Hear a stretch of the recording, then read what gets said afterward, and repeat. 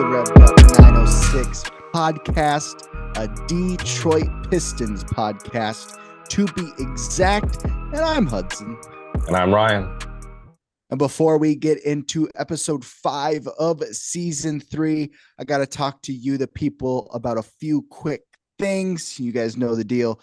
First off, as we are quickly approaching Christmas, make sure to add your favorite Detroit Pistons podcast, Revved Up 906, to your Christmas list. We have a bunch of different design options of our merch, and to find those, you can click the link in the description of this video or click on our YouTube profile picture, and that will bring you to our YouTube bio, where you can click that link. It'll shoot you right to their website. Check out a plethora of different design options, from sweatshirts, hats, winter hats, to quarter zips, all the above. So make sure to go check out our merch and possibly add us to your Christmas list.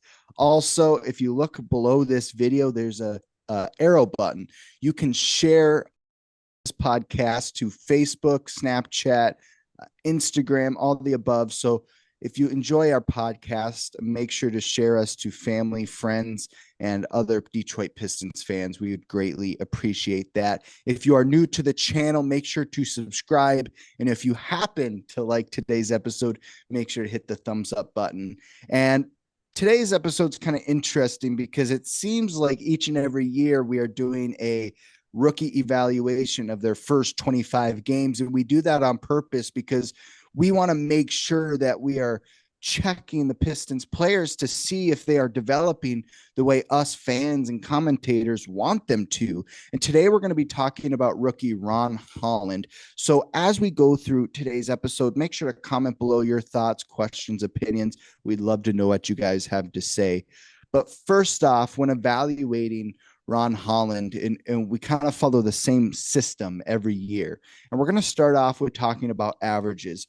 Right now, currently in the month of December, he is averaging 6 points, 3 rebounds, 1 assist, 46% from the field in 16 minutes per game. And Ryan, coming into this season with the 5th pick, Ron Holland kind of had some hype to him when he finally arrived to Detroit. Is this where you kind of want to see his numbers at? What are the positives and negatives to his averages right now?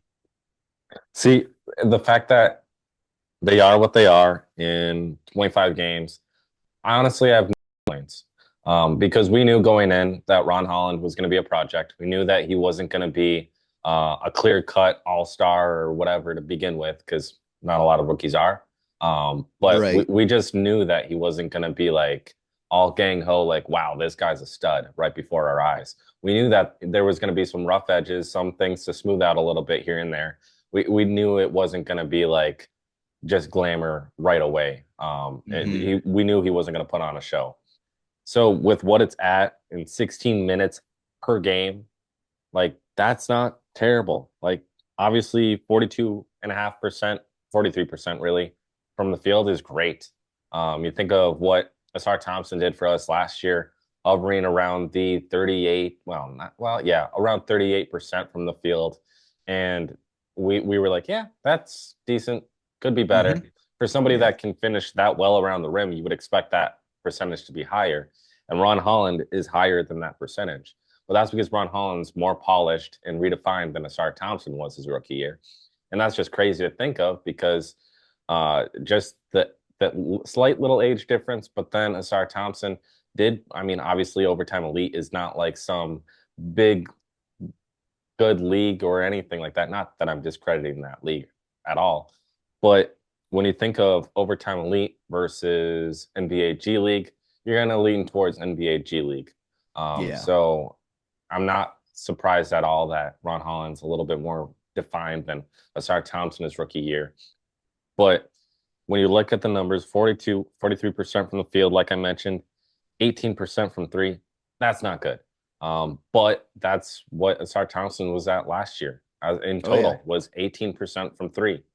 And so I'm not surprised with those numbers. We know they're not 3-point shooters. We know that Ron Holland has a lot of promise there, more so than Asar. But we knew it wasn't going to be like, oh, he's going to be 30% or 28% from 3. We were hoping, but we knew we weren't going to get that. The free throw percentage, 78% at the line, could be much better at the line. He seems to struggle there quite a bit. And it's kind of, to me, it's like it's a free point. Just make it. It's one of the easiest shots Yeah. in the game. It's handed to you on a silver platter. Just hit that shot, you're good. You got points on the board. But 78% now could be better, but could be a lot worse, to be fair. But a lot of the NBA players today are hovering around 80% and higher.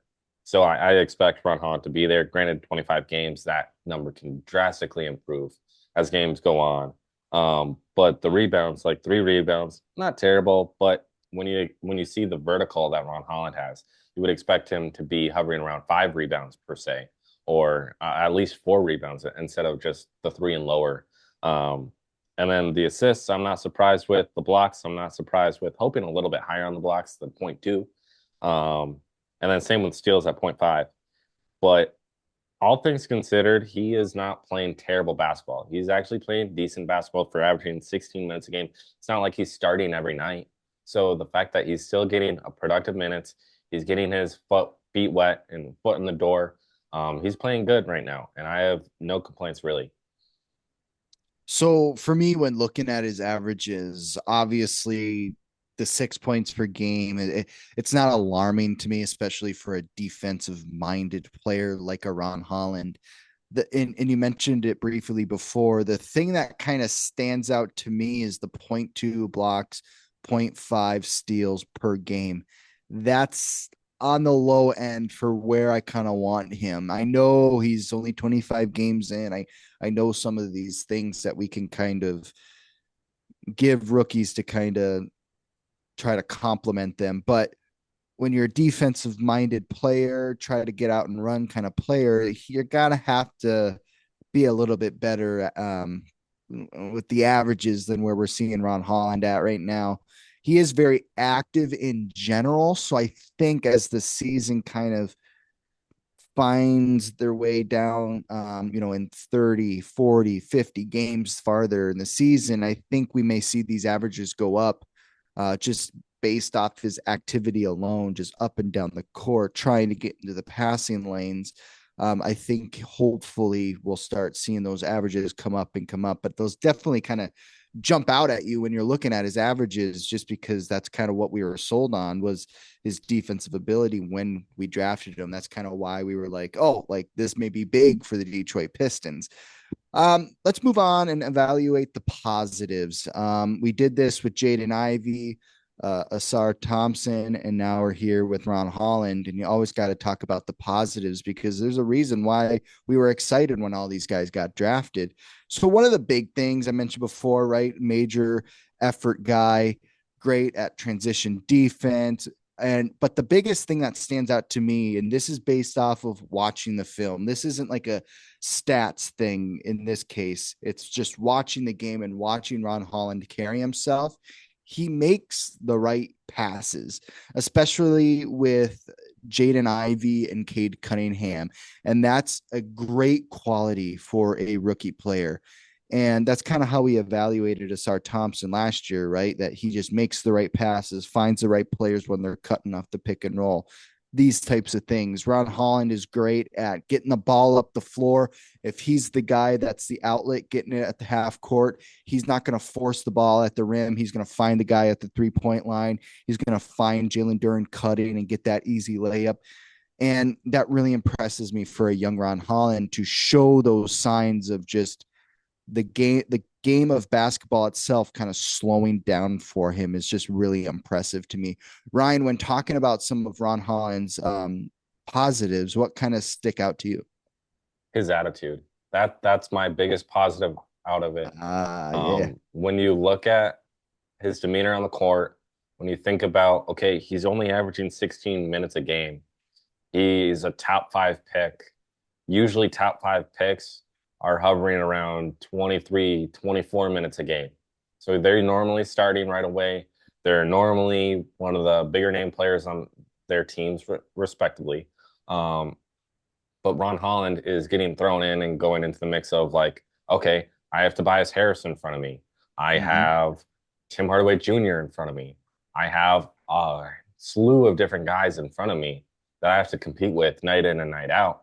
And it's not always going to be handed to me.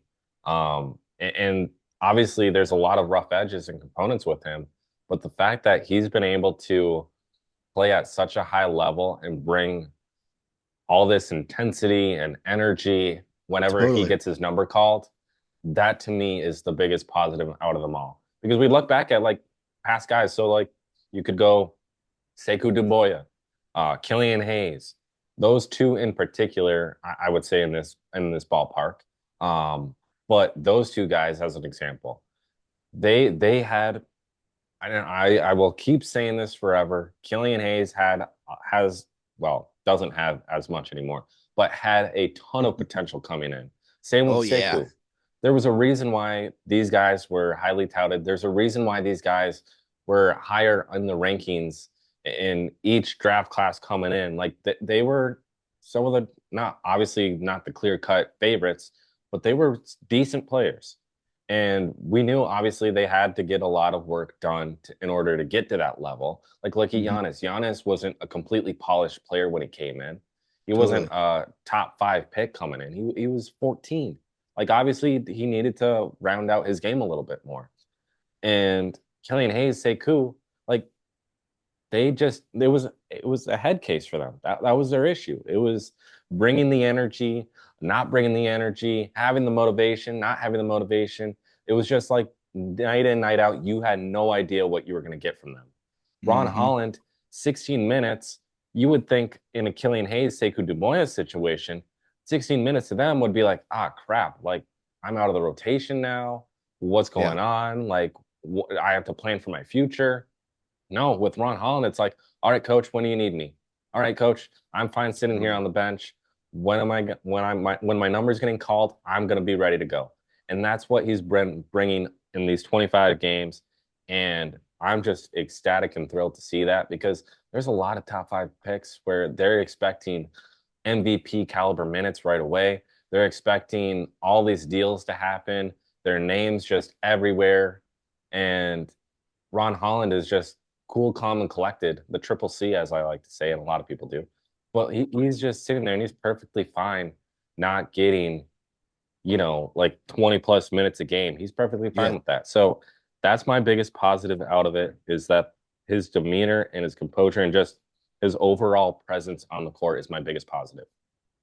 And to your point, I never really thought about this in the moment when the transition happened. But when Asar Thompson came back from IR and basically Ron Holland is taken out of the rotation drastically from what he was doing previously in the season. And there was never a drop off of effort, his mind in the game.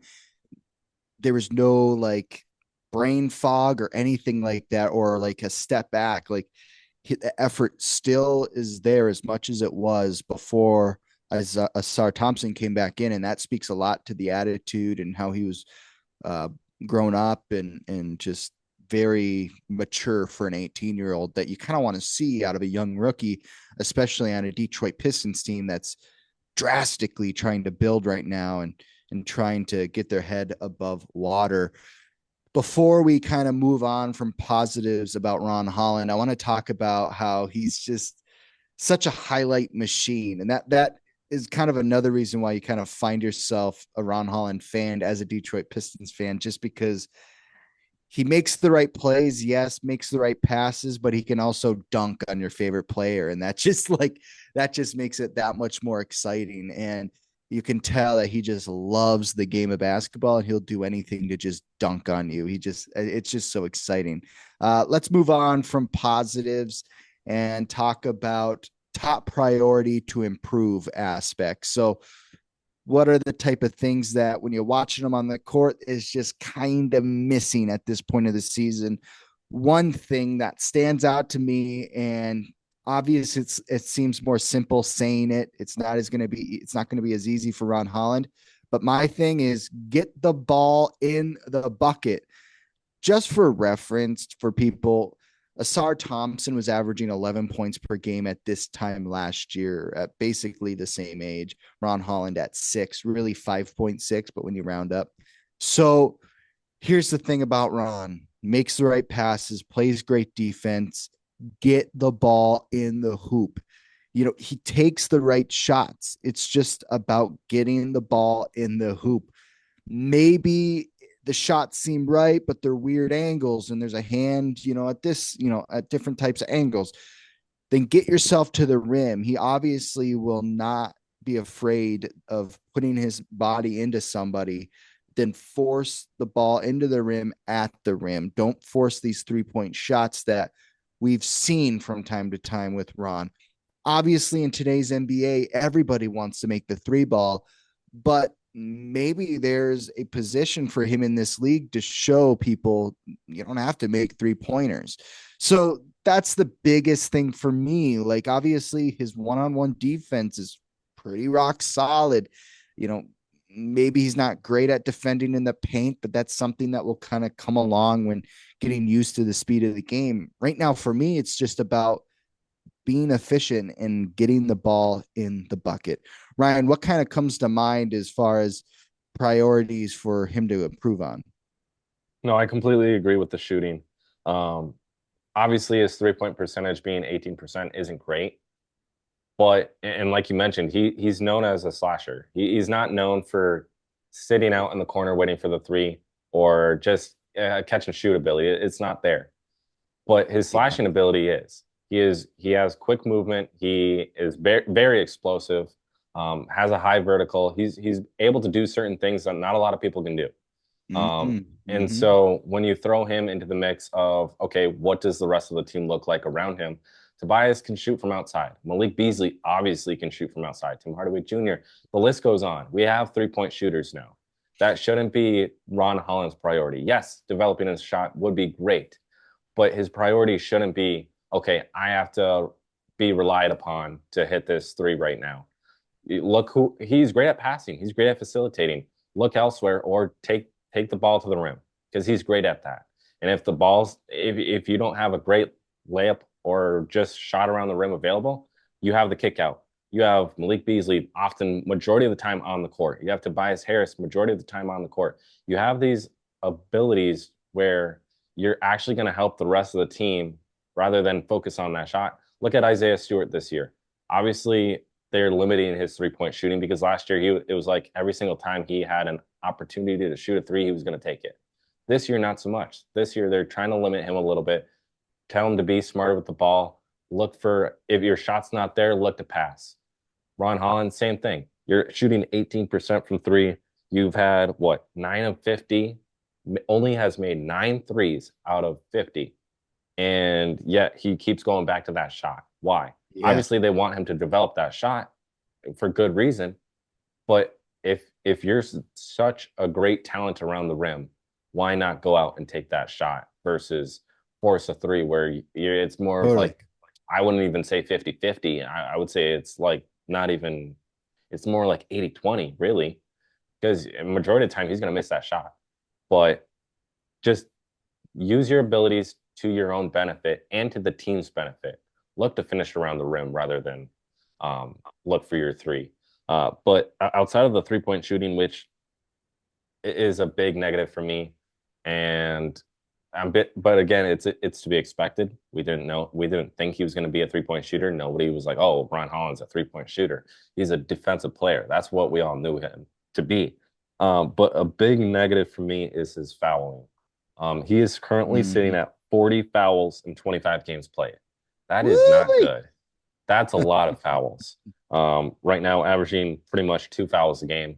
And you're playing 16 minutes a game, and you're averaging 2 fouls. That's not a good number.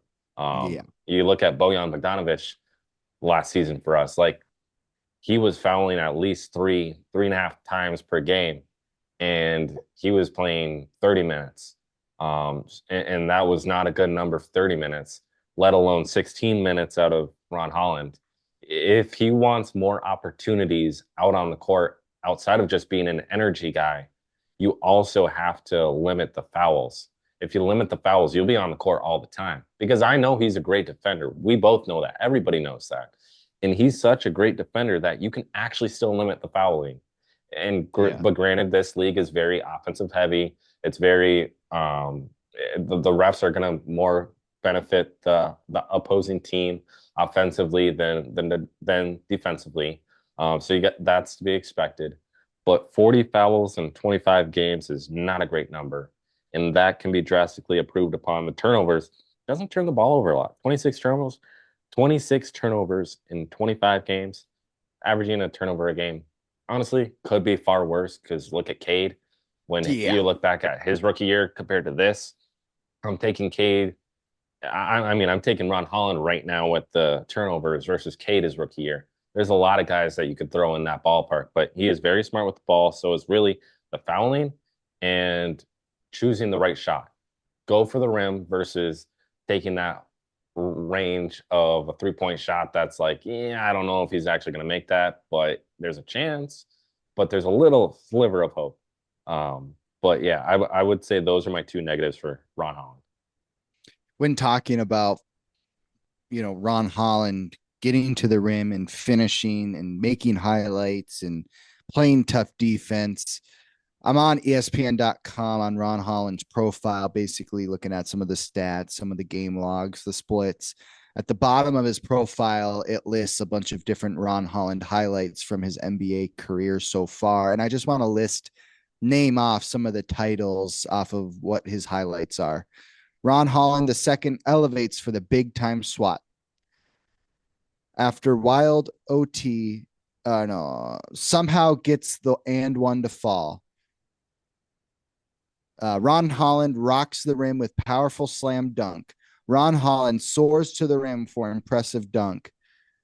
Ron Holland muscles the and one.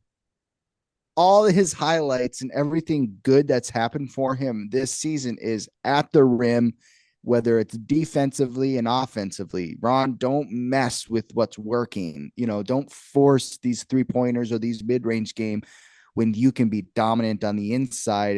And ESPN breaks it down perfectly just by looking at the highlights they list. It's just kind of funny to me about how, everything that's good that's happened has been at the rim for him.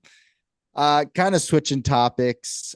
I kind of want to take some time to talk about what we haven't seen from him that maybe we can expect from him. So maybe not something he has to improve on, maybe just like a side of his game that we really haven't seen from him yet that maybe he succeeds at. Something that obviously comes to mind. I'm a big pick and roll guy. If you've been watching the podcast for the last 3 years, you know that I'm a big pick and roll guy. Something I think Ron Holland would just totally progress at is the pick and roll game. Set that screen for Jaden Ivey, or Cade Cunningham, whoever's at the point at the time, and roll. I believe he's 6'7" ish. He's a big boy. Like, he's obviously kind of skinny, but I think he's going to be able to finish on some of these centers if he gets the opportunity. It's just about finding the openings. And I think that when he's in the corner of the 3-point line and he cuts to the basket right on the baseline, that's not the most efficient type of cut that Jaden Ivey or Kid Cunningham is going to be able to hit it dead eye for him. I think this pick and roll opportunity that he has may succeed in a big way from him. Ryan, what's something that we haven't quite seen from Ron Holland, but maybe he would be good at, and maybe it's something he should add? I completely agree with the pick and roll.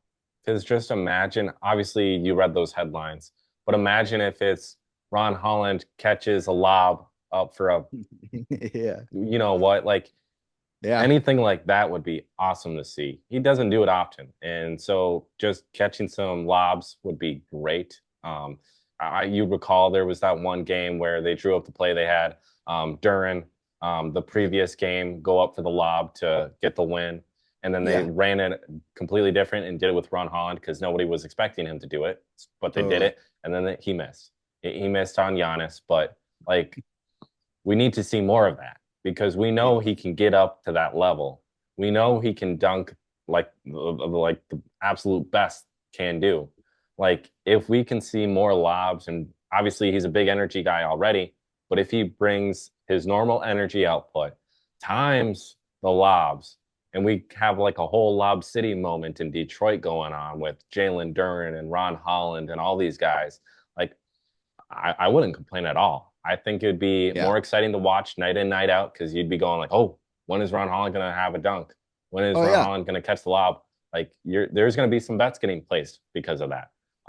So I think just Ron Holland, just outside of the pick and roll, if we want to go more flashy and showy, throw in some more lobs in there because every Pistons fan is dying to see that because we haven't really seen that yet. Yeah, and here's the thing: we have two guards that can thread the needle. I mean, I've just the other night, I think it was the play-in game against the Pacers, the second matchup, where we beat them by 14. Right at the end of the fourth quarter, Cade Cunningham threw from the past the 3-point line about a foot, a lob to Jalen Duren, and it was just incredible. Like it was just spot on. Everything was perfect about it, and just like Cade's so good at throwing those lobs, Jaden Ivey too, and so why can't we get Ron Holland in the mix with some great pick and roll basketball? Ryan, as we kind of wrap up episode 5 of season 3, I kind of want to have a, make a grade for his first 25 games, grade his performances. Um, it's kind of interesting because I go back and forth on what I would probably give him. Um, you know, my expectations weren't super high for Ron Holland to be great out of the get go. I think that's why I may be a little friendly with my grade compared to past rookies. Like when we drafted Jaden Ivey and Jalen Duren, I was really tough on those guys because I expected greatness out of them right from the get go. Same with Cade Cunningham. But with Ron Holland, I know he's a bit of a more project player. So my grade's probably going to be a little bit more friendly. I would say I'll give him a solid B, like a really happy. I'm happy with giving him a B just because I want to see a little bit more out of him, but also what he's done to this point. He's gave the Pistons a lot of highlights, some solid defense, and some solid passing with a little scoring on the side. So I'm happy what he's offered the Detroit Pistons so far this season. Ryan, as far as a grade, what would you give Ron Holland for his first 25 games? I wasn't expecting you to be that considerate. Right, I'm tough. So Yeah, I know. no, you're really hard on them actually. Yeah. More well, I like to tease and give players a hard time too. Um, Isaiah Livers, Oh Marvin yeah, we Bagley. were. To be honest, Yeah. though, Isaiah Livers, we were really nice to at the beginning. Oh Like yeah, we were we big loved him Isaiah at the Livers beginning. guys, but then we laid into him. Yeah, at the end it got rough. Yeah. It was some dark times at that point. Oh yeah. But no, Ron Holland, I think I have to give him a C plus. I want to give him a C, Ah, but I got to give him the C plus just because what he's doing comparatively speaking to other rookies in his draft class, and then not to mention the energy and the hustle and the effort that we're getting out of him, is just incredible. Because not only are there not a lot of players in this league that are a top 5 pick, bringing this much intensity and energy night in and night out, but like you go through the whole list of players in the league right now, there's yeah, not a lot of guys that step on the court and then boom, they're just right at it in your face. totally. And so because of that, I love that out of Ron Holland. I kind of have to give him the benefit of doubt there. Obviously, the 3-point shot needs to improve. There's a lot of stuff that he needs to improve on. But he's not like below my expectations for him. He's not above my expectations for him. Like he's right in the middle, smack dab in the center. I have no complaints really. He's done decently well in 25 games. Could be better, could be worse. So I got to give him a C plus just because of the presence he has out there night in and night out. And I might add, Wednesday night happens to be the best night out there for him. Monday, Tuesday, Thursday, Friday, Saturday, Sunday, he struggles. Wednesday, he's on fire. And I don't know what it is, but somehow, some way, Wednesday nights are his best nights. That's also when he averages around 9 points a game and is around 5 to 6 rebounds a night too. So like That's we awesome. need to play on Wednesdays more often, apparently. Yeah, every Wednesday Pistons play every Wednesday. We'll do it for episode number 5 of season 3. Make sure to like and subscribe. And if you like this evaluation content, make sure to tune in at the end of this season where we evaluate each and every Detroit Pistons player. We will see you guys in the next episode.